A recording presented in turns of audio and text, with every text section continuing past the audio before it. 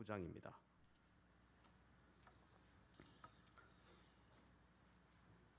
여호수아 9장 3절에서 21절까지 말씀입니다.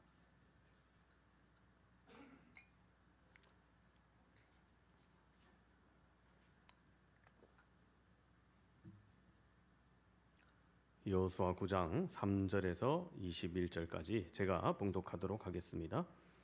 기브온 주민들이 여호수아가 여리고와 아이에 행한 일을 듣고 꾀를 내어 사신의 모양을 꾸미되 헤어진 전대와 헤어지고 찢어져서 기운 가죽 포도주 부대를 나귀에 싣고 그 발에는 낡아서 기운 신을 신고 낡은 옷을 입고 다 마르고 곰팡이가 난 떡을 준비하고 그들이 길갈 진영으로 가서 여호수아에게 이르러 그와 이스라엘 사람들에게 이르되 우리는 먼 나라에서 왔나이다. 이제 우리와 조약을 맺읍시다 하니 이스라엘 사람들이 히위 사람에게 이르되 너희가 우리 가운데 거주하는 듯하니 우리가 어떻게 너희와 조약을 맺을 수 있으랴 하나 그들이 여호수아에게 이르되 우리는 당신들의 종들이니이다 하매 여호수아가 그들에게 묻되 너희는 누구며 어디서 왔느냐 하니 그들이 여호수아에게 대답하되 종들은 당신의 하나님 여호와의 이름으로 말미암아 심히 먼 나라에서 왔사오니 이는 우리가 그의 소문과 그가 애굽에서 행하신 모든 일을 들으며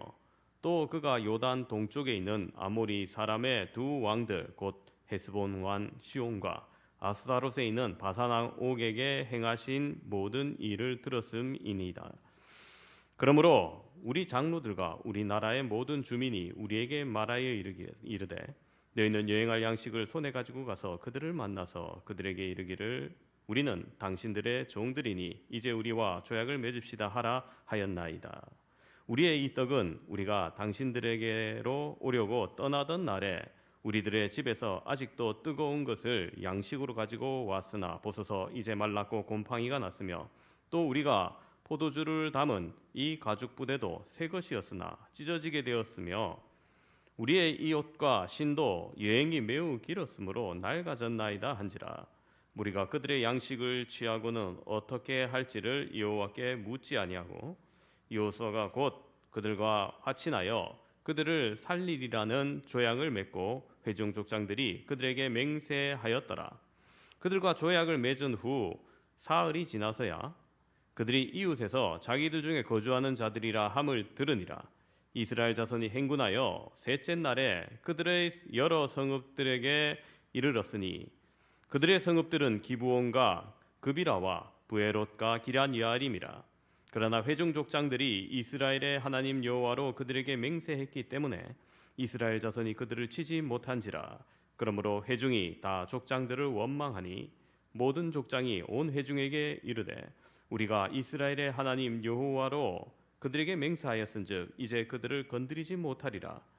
우리가 그들에게 맹세한 맹약으로 말미암아 진노가 우리에게 임할까 하노니 이렇게 행하여 그들을 살리리라 하고 무리에게 이르되 그들을 살리라 하니 족장들이 그들에게 이른 대로 그들이 온 회중을 위하여 나무를 패며 물을 깃는 자가 되었더라.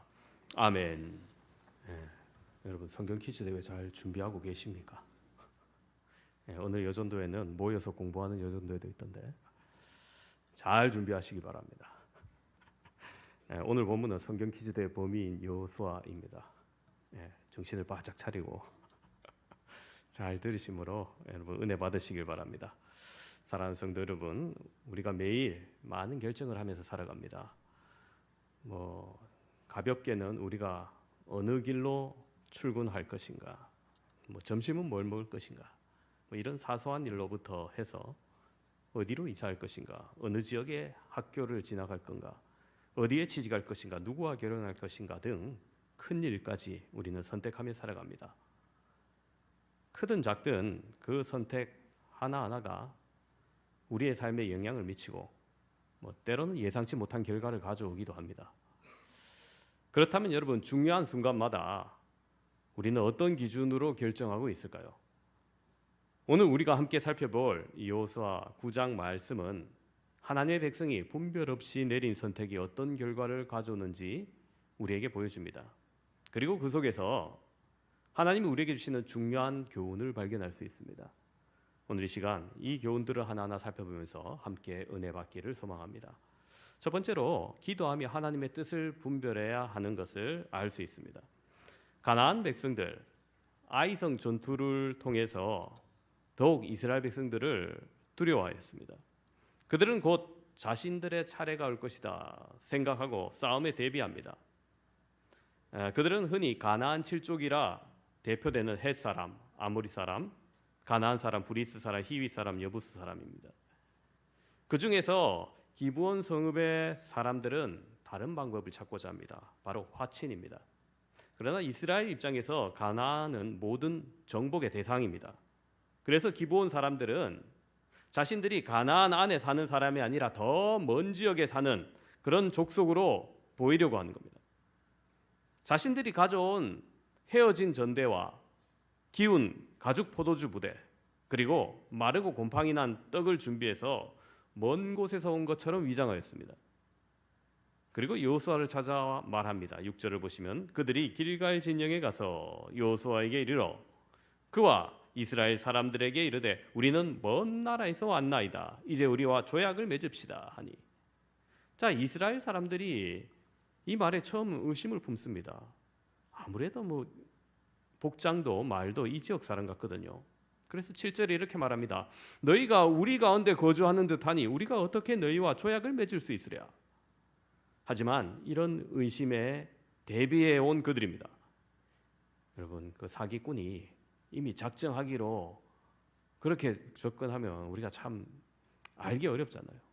마찬가지입니다. 이미 속이기로 작정하고 찾아온 그들이 위장한 것을 보이며 말합니다. 우리가 심히 먼 나라에서 왔고 당신들에게 오려고 우리가 떠나던 날에 가져왔던 그 따끈한 떡이 지금 곰팡이가 났고 말랐다면서 보여주는 겁니다. 포도주 가죽 부대도 새 것을 가지고 나왔는데 이제는 찢어지고 낡았고 이 옷과 신발도 여행이 매우 길었기 때문에 이렇게 낡았습니다라는 거예요. 문제는 여기서 시작됩니다. 여호수아와 이스라엘 지도자들이 그들의 말과 겉모습만 보고 판단합니다. 14절을 보면 이렇게 기록되어 있어요. 무리가 그들의 양식을 취하고는 어떻게 할지를 여호와께 묻지 아니하고. 그렇습니다. 하나님께 묻지 않았다는 겁니다. 사람의 눈에는 그럴듯해 보이고 말도 맞는 것 같았습니다. 거기에는 하지만 하나님의 뜻을 구하는 기도가 빠졌던 겁니다. 여러분, 우리도 흔히 범하는 실수 아닙니까? 어느 청년의 이야기입니다. 신앙이 좋은 청년이 있었는데 졸업 후에 두 군데 회사에 동시에 합격합니다. 참 요즘처럼 취업하기 쉽지 않은데 복이 생겼어요. 한 곳은 연봉이 높고 복지가 좋았지만 주일에 자주 출근해야 했고 신앙생활에 영향을 줄 수 있는 환경이었습니다. 다른 한 곳은 조건은 다소 낮았지만 주일 예배나 소그룹 모임에 지장이 없는 곳이었습니다. 청년은 고민 끝에 기도하지 않고 단순히 더 나은 조건을 보고 높은 연봉의 회사를 선택했습니다. 처음에 만족스러웠습니다. 몇 주 빠진다고 내가 흔들릴 소냐. 그러나 아니었습니다. 몇 달이 지나면서 점점 예배에 빠지고 영적 침체를 경험하게 됩니다. 무기력해지고 인간관계도 어려움을 겪으면서 결국 직장을 옮기게 되었습니다. 나중에 그는 고백합니다. 그때 하나님께 묻기보다 내 계산으로만 판단했습니다. 만약 기도했다면 달라졌을지도 몰라요. 그렇습니다. 여러분, 겉보기에는 그럴듯해 보이고 내 기준에 맞아떨어지면 이게 맞겠지 하고 결정할 때가 많다는 겁니다. 하지만 신앙인은 항상 믿음의 눈으로 분별해야 됩니다. 보는 대로 들리는 대로 판단하기보다는 하나님의 뜻을 먼저 구해야 된다는 것이죠. 두 번째로 우리에게 주는 교훈은 맹세는 반드시 지켜야 된다는 겁니다. 자, 이렇게 해서 이스라엘 사람들, 기브온 사람들과 언약을 맺었습니다. 겉으로는 아무 문제 없어 보였고 그들의 말도 합리적이었습니다. 기브온과 평화 조약을 맺은 후에 사흘을 지나다 보니 이 조약을 맺은 사람들이 사흘 길밖에 되지 않은 가까운 가나안 족속 사람이라는 것이 드러났습니다. 게다가 기브온과 함께 맹세한 주변 성읍들까지 소개합니다. 17절 보면은 그들의 성읍은 기브온과 그비라와 브에롯과 기럇 여아림이라. 이때 이스라엘 회중들이 난리가 납니다. 아니 이 사람들 가까운 곳에 거주하던 사람들 아니냐. 그런데 왜 이들과 평화조약을 맺었나? 평화조약을 맺게 허락해준 책임자가 누구냐? 따지게 됩니다. 본문을 보면서 우리는 이런 일을 예상했지만 이스라엘 백성의 입장에서는 황당한 일이 아닐 수 없습니다. 하나님께서 가나안에 들어가서 벌이게 될 전쟁은 여러분 기본적으로 가나안 족속들과 함께 할 수 없는 진멸이었습니다. 그것은 여리고에서도 아이에서도 동일하게 진행되었습니다. 혹 아간의 잘못처럼 진멸치 않았을 때 하나님께서 내리실 벌에 대해서 이스라엘 백성들은 그 무서움을 알았기 때문에 혹시 이번 기브온 성읍을 약속대로 진멸하지 않고 비록 항복하는 모습이라도 그들과 평화조약을 맺은 것에 대해서 하나님의 진노를 살까 봐 두려웠던 겁니다. 흔히 여러분 전쟁이라고 하면 떠오르는 것이 민족과 민족 간의 힘의 대결이나 나라와 나라 간의 영토 확장을 생각할 수 있습니다. 그러나 여러분 여호수아가 이끄는 가나안 정복 전쟁은 그 성격이 다릅니다. 이 전쟁은 하나님께서 가나안 족속들의 죄악을 심판하시는 하나님의 공의의 역사입니다. 오래전에 창세기 15장에서 하나님은 아브라함에게 이렇게 말씀하셨죠. 창세기 15장 16절에 이는 아모리 족속의 죄악이 아직 가득 차지 아니하였음이라. 하나님께서 아브라함에게 가나안 땅을 주신다고 하셨는데 지금 당장 주지 않는 이유에 대해서 아직 죄악이 가득 차지 않았기 때문이라는 겁니다. 이후 하나님은 오래 참고 기다리셨지만 마침내 가나안 사람들의 죄악이 가득 찰 때 심판하기 위해 이스라엘을 도구로 사용하신 겁니다. 따라서 이 전쟁은 단순히 이스라엘 민족의 승리 이야기가 아니라 하나님의 거룩함과 공의, 약속의 성취가 담긴 구속사적인 이야기입니다. 이런 배경을 이해하면 왜 여호수아가 다른 가나안 족속과 달리 기브온 사람들의 항복을 받아주었을 때 문제가 되는지 더욱더 분명해지는 것이죠. 하나님은 이스라엘 사람들이 말에 속아 자신의 명령을 어기기를 원하지 않으셨을 겁니다. 하나님의 인도는 단순한 전략이 아니라 거룩한 뜻에 따른 순종을 요구하는 것입니다. 우리가 하나님의 뜻을 묻지 않고 합리적인 판단만 따를 때 그것이 하나님의 계획을 흐트러뜨릴 수도 있다는 경각심을 가져야 된다는 겁니다. 오늘날 우리는 하나님의 심판 아래 있는 세상을 향해 복음을 들고 나아가야 될 사람들입니다. 영적 싸움이 항상 있습니다. 그 속에서 우리는 많은 생각을 하고 선택을 해야 됩니다. 지혜를 구해야 됩니다. 그 싸움에서도 여러분 우리의 판단보다 하나님의 뜻이 앞서야 된다는 것을 오늘 말씀은 우리에게 가르쳐 주는 겁니다. 사도행전에서도 사도 바울은 아시아로 복음을 전하려 했습니다. 이전에 복음을 전했던 선교지로 교회로 가서 다시금 그리운 얼굴을 만나고 그들에게 말씀 가운데서 든든히 서우기를 소망했습니다. 그러나 성령이 막으십니다. 밤에 환상을 보게 하죠. 마게도냐 사람이 이리로 건너와서 우리를 도우라 하는 그 환상을 바라보고 하나님의 인도하심을 받아들이고 마게도냐로 향하게 됩니다. 그 결과 빌립보에서 유럽 선교의 첫 열매가 시작되고 루디아나 간수장이 회심하는 역사가 일어납니다. 물론 사도 바울의 의도대로 아시아로 가서 복음을 전하는 것도 선한 일이었습니다. 하지만 바울은 기도하며 하나님의 인도를 따랐기 때문에 복음의 지경이 더욱더 넓어졌고 수많은 열매를 거둘 수 있었던 겁니다. 오늘 말씀에서도 당연히 기도로 묻고 하나님의 뜻을 따랐다면 더욱 좋은 결과를 내었겠지만 결과적으로 기브온 주민과 전쟁을 할 수 없게 됩니다. 회중 족장들 각 지파별 지도자들이 여호수아와 함께 여호와의 이름으로 전쟁하지 않기로 맹세했기 때문에 그들을 칠 수가 없습니다. 전쟁하러 왔다가 전쟁을 포기해야 됐습니다. 기도하지 않고 맺은 결정이지만 그 책임은 분명 자신들에게 있는 것이었습니다. 사랑하는 성도 여러분, 그래서 여러분 중요한 선택일수록 기도는 반드시 필요합니다. 사람의 말이 아무리 합리적으로 들려도 하나님 앞에서 확인하지 않으면 실수할 수 있습니다. 이스라엘 백성들 스스로 실수했음에도 기브온 사람들의 정체가 드러난 후에 백성들은 그들을 죽이자고 항의합니다. 전쟁하고자 합니다. 하지만 최종 책임자 여호수아는 이미 맺은 언약을 지키기로 결정해요. 여러분 혹 맹세를 하셨다면은 그 맹세는 반드시 지켜져야 됩니다. 하나님과 사람 앞에서 한 맹세가 있다면 여러분 성도로서 마땅히 지키는 것이 도리입니다. 우리의 신앙에 여러분 말이 차지 않는 자리는 행동이나 우리의 삶만큼이나 묵직합니다. 구원으로 이끄는 고백은 다름 아닌 말입니다. 사람이 마음으로 믿어 의에 이르고 입으로 시인하여 구원에 이른다고 하였습니다.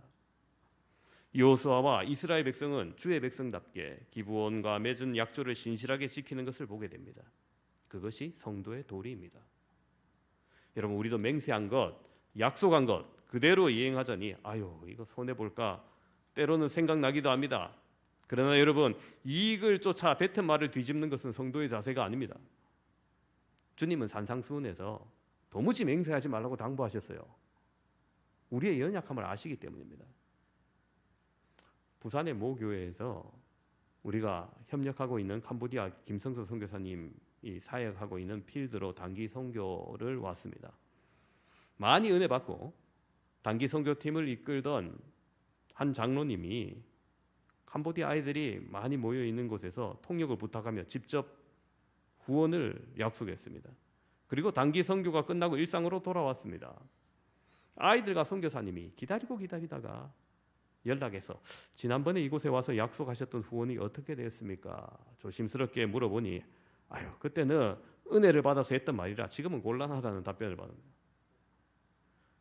당신들은 그때 당시 뜨거웠기 때문에 했다. 지금은 아니다. 취소하면 그만인 게 아닙니다. 그게 얼마나 선교에 큰 방해가 되는지 모릅니다. 아이들도 선교지의 사람들도 진실하게 말하는 것 구별할 줄 압니다. 그때 눈이 분명히 거짓을 말하는 것이 아니었고 진정성 있게 다가와서 사람들을 섬기고 베풀었던 사람의 말이었기 때문에 철석같이 다들 믿는 겁니다. 그런데 지금에 와서야 안 된다고 하면은 이들이 선교사가 중간에 가르쳤거나 의심할 수 있다는 거예요. 그럼 그 이후에 선교사님이 전하는 복음이 잘 들어가게 될까요? 그렇습니다. 그래서 후원에 대한 약속은 굉장히 신중하게 시작돼야 되는 겁니다. 제가 선교 갈 때마다 이걸 꼭 교육시킵니다. 그럼 교육받고 가시는 분들이 다 이걸 다 기억하고 알아서 잘 지킬까요? 그렇지 않습니다. 올해 2월에도 우리 교회에서 캄보디아 단기 선교를 갔을 때 예배 중에 사라라는 18살 학생이 내년에 대학 가는 학생이 예배 중에 찬양 인도를 너무 은혜롭게 하는 거예요. 제가 어릴 때부터 보았나 그래서 제가 크면 뭐가 되겠다 했는데 벌써 뭐가 된 거예요. 뭐 우리 단기 선교 팀들 뭐 다들 감탄하면서 놀라워하는데 특히 우리 양배철 장로님이 많이 은혜를 받으셨어요.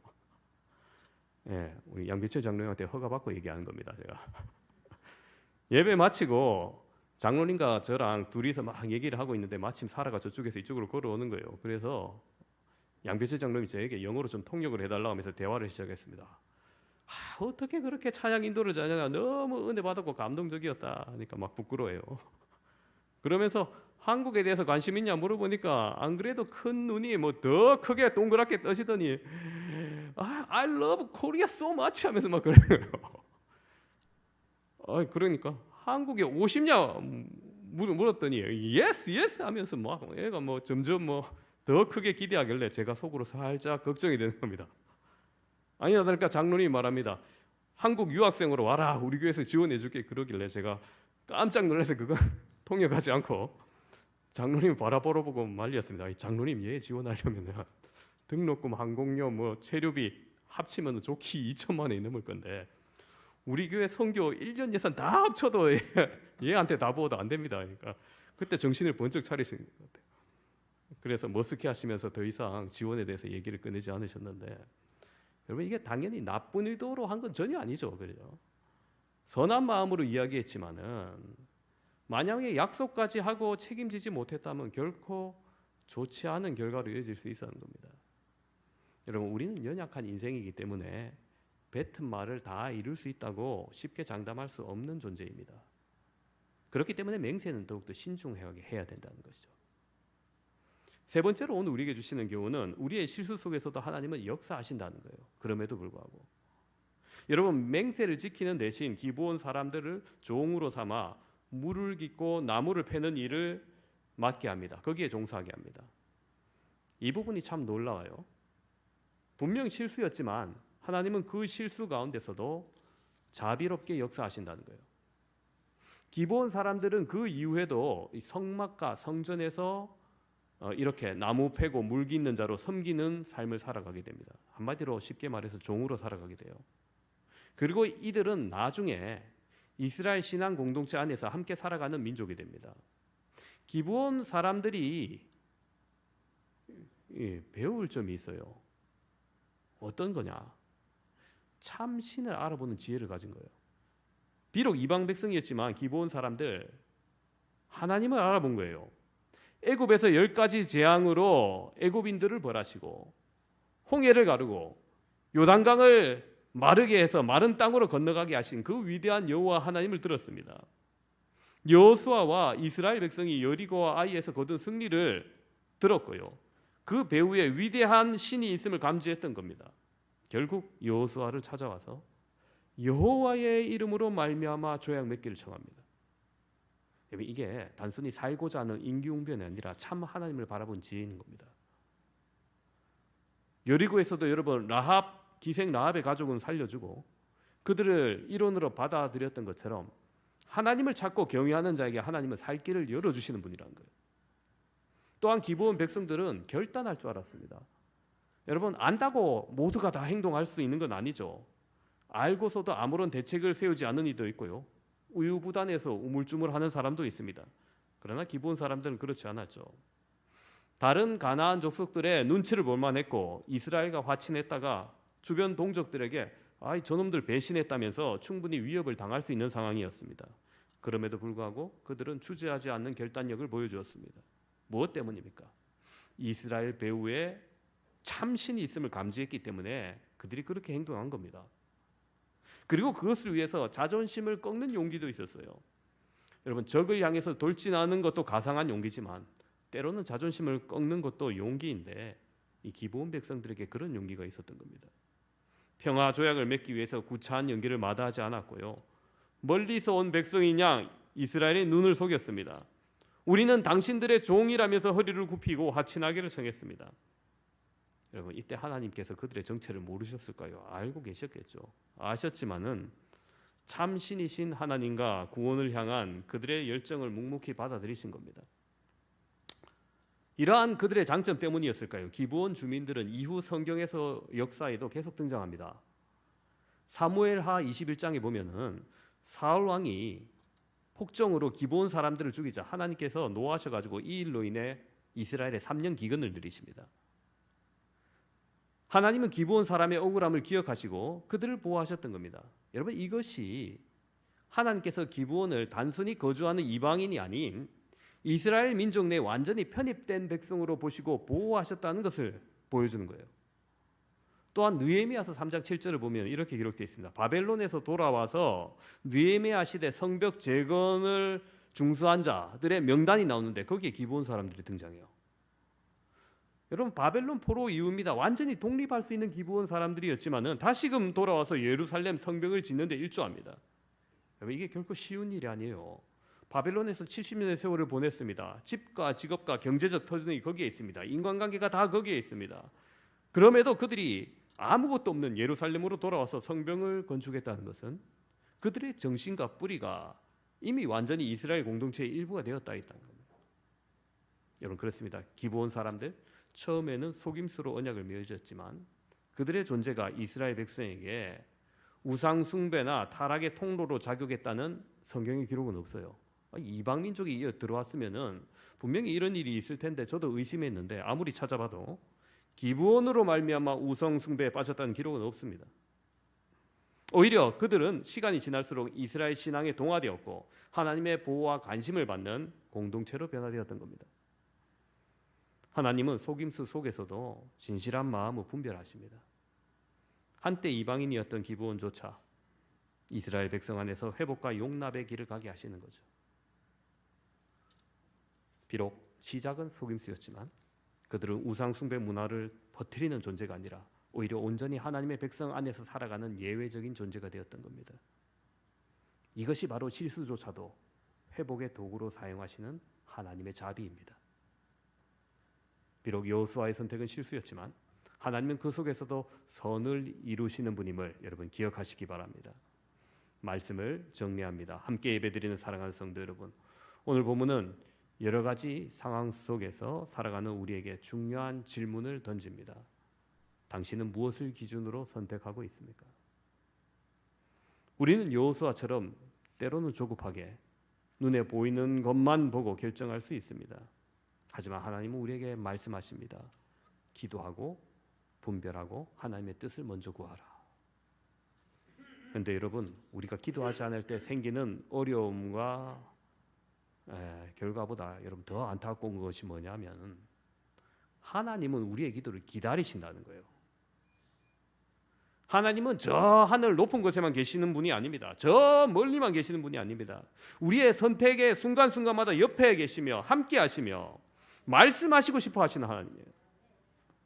기도란 단지 응답을 위한 수단이 아니라 하나님과의 마음을 나누는 관계의 시작입니다. 그래서 예레미야서 33장 3절이 이렇게 말합니다. 너는 내게 부르짖으라. 내가 내게 응답하겠고 내가 알지 못하는 크고 은밀한 일을 내게 보이리라. 여러분, 그래요.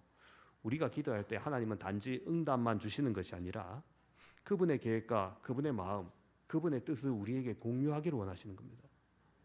그렇기에 하나님께서 마치 아버지가 자녀가 자기에게 와서 물어보기를 기다리듯이 하나님도 그렇게 기대하고 계신 거예요. 그래서 기도는 우리의 겸손한 의지를 기다리는 하나님의 사랑에 대한 응답인 겁니다. 또한 맹세를 그대로 이행한 것을 우리가 보았습니다. 비록 속아서 한 맹세지만 지켜야 하기를 함부로 맹세해서는 안 되며 성도의 말은 분명히 무거워야 한다 말씀드렸습니다. 자신의 말을 반드시 지킴으로 하나님의 백성으로 모범을 보이시는 여러분 되시기를 바랍니다. 혹시 여러분 중에 이미 이전에 실수한 결정 때문에 후회하고 계십니까? 그때 내가 좀 더 신중해야 되는데, 좀 더 기도하고 결정해야 됐는데 내가 잘못했어. 이후에 그래서 그것 때문에 꼬였어. 그렇게 생각하시는 분 있습니까? 그렇다고 낙심하지 마시기 바랍니다. 하나님은 우리의 실수조차도 회복시키시고 선하게 사용하시는 분입니다. 잠언 3장 5절 6절은 말씀합니다. 너는 마음을 다하여 여호와를 신뢰하고 내 명철을 의지하지 말라. 너는 범사의 그를 인정하라. 그리하면 내 길을 지도하시리라. 그렇습니다. 여러분, 오늘 이 말씀을 여러분 마음에 새기시며 어떤 일이든지 기도하고 하나님의 뜻을 구하는 삶 되시기를 축복합니다. 그리고 실수하더라도 그 속에서 일하시는 하나님의 은혜를 경험하시는 저와 여러분 되시기를 주님의 이름으로 축원합니다. 기도합니다. 하나님 감사합니다. 여호수아와 지도자들의 실수 속에서도 오늘 하나님의 일하심을 바라봅니다. 주님, 복음 들고 나아가야 될 이 세상을 바라보며 여러 가지 상황과 현상 속에서 우리가 어떤 결정을 내려야 할지 고민될 때 오늘 이 말씀을 기억하게 하시고 더욱더 주님께 아뢰고 기도함으로 기다리시는 주님께 기도하며 응답받는 우리가 되게 도와주시옵소서.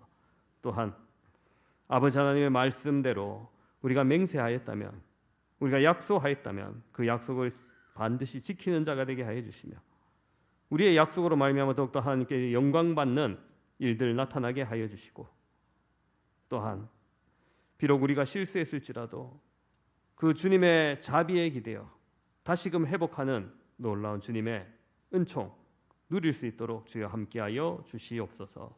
감사합니다. 예수님 이름으로 기도드렸습니다. 아멘. 찬송가